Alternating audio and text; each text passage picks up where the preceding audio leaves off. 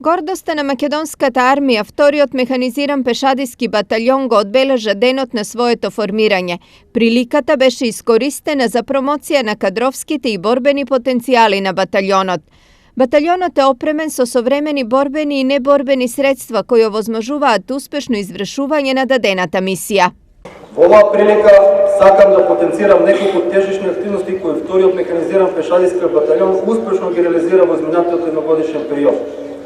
Учество со возила, како и материјално-технички средства во заштита на населението и отклонување на последиците од поплавите кои ги зафатија село Стајковци и околните населени места, и ангажирањето кое започна на 21 август 2015 година и се уште е во тек, а со однесува на давање помош на граничната полиција при Министерството за внатрешни работи во обезбедување на државната граница во районот Гергелија и спречување на мигрантската криза. Вториот механизиран пешадиски батаљон функционира како дел од првата механизирана пешадиска бригада.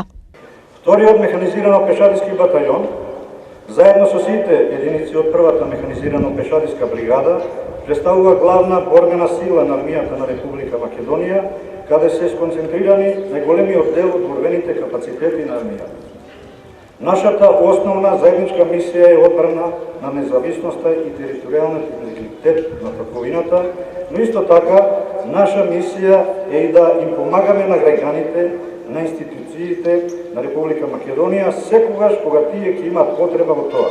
Инаку вториот механизиран пешадиски батаљон е наследник на славната 14-та македонска младинска народна ослободителна ударна бригада Димитар Влахов, која на денешен ден пред 72 години е формирана во Беровското село Митрашинци.